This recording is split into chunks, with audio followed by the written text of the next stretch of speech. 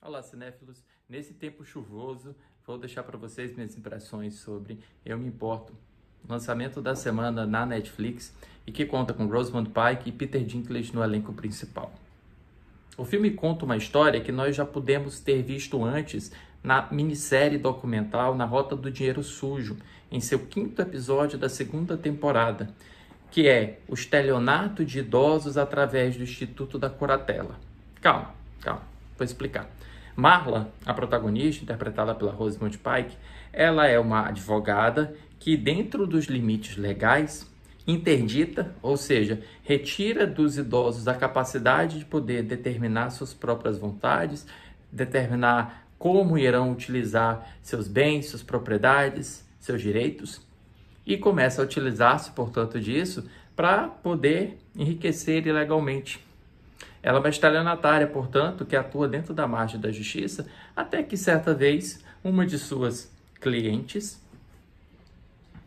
é descoberta que é a filha de um mafioso russo, interpretado pelo Peter Dinklage. E aí a vida dela começa a virar de pernas pro ar.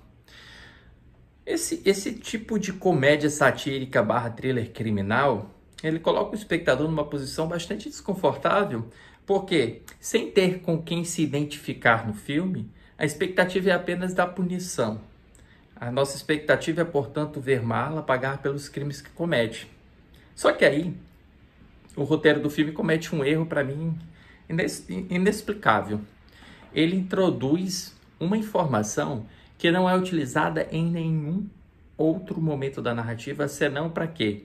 Nós concordemos que os crimes de Marla são um pouco menores do que os crimes cometidos pelo mafioso russo, que é um traficante de mulheres.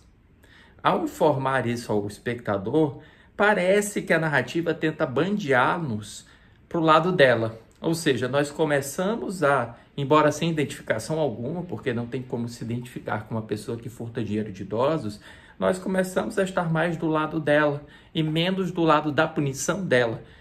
Porque os atos praticados pelo Roman, que é o personagem do Peter Dinklage, são atos cada vez mais violentos e cada vez mais ameaçadores, não apenas de Marla, mas das pessoas que a rodeiam, como a médica interpretada pela Alicia Witt, ou pela namorada da Marla, interpretada pela Eiza Gonzalez.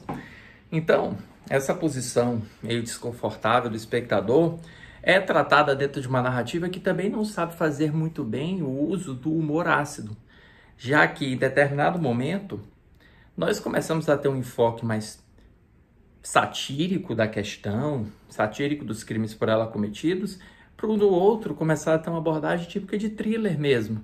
É uma coisa muito mais séria, um clima muito mais intenso.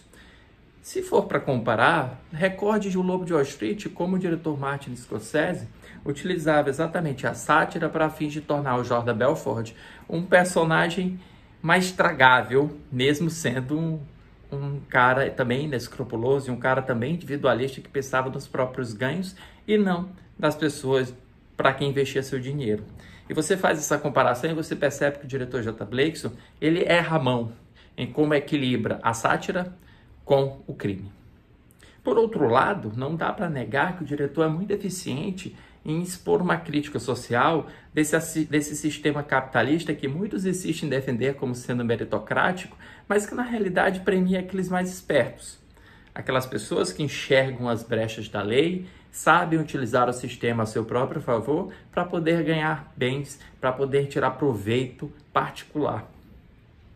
É o tal do sonho americano, né? É aquela pessoa que galga muitos degraus, não importa como ele faça isso, mas está lá no topo da pirâmide, na capa da revista Forbes, nos programas de televisão, simplesmente arrotando tudo aquilo que ganhou de uma maneira imoral, antiética e possivelmente ilegal também. E essa trajetória é muito bem encenada pela personagem Marla, que, sem contar spoilers para vocês, mas que tem uma rede de curatelas, tem uma rede de clientes que a torna um tubarão dentro do mercado local, e a crítica social está aí para mostrar que ela atua de uma forma, embora imoral, mas de uma forma legal.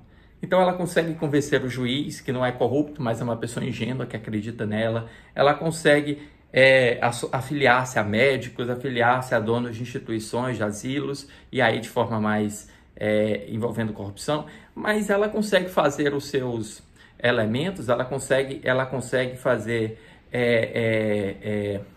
as suas ações de uma maneira que a torna invisível ao radar da justiça e da polícia. Então a punição dela só poderia vir por um tubarão maior nesse lago, que é interpretado, portanto, pelo Peter Dinklage.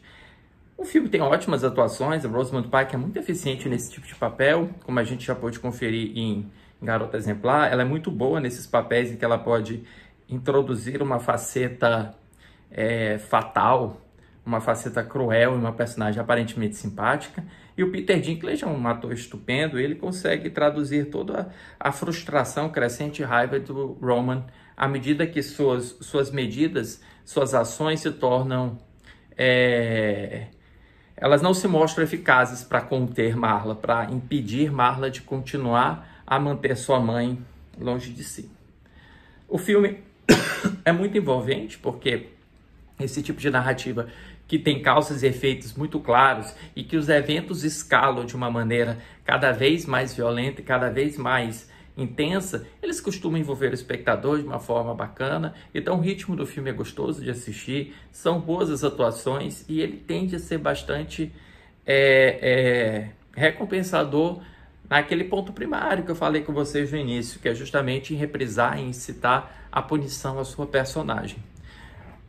Tem lá seus equívocos e como administra esse humor satírico com esse thriller criminal e erra a mão em alguns momentos, mas em geral é um bom entretenimento e que leva o espectador a pensar sobre esse sistema em que ele está inserido e sobre como muitas vezes o jogo já está com cartas marcadas e ele nem sabe.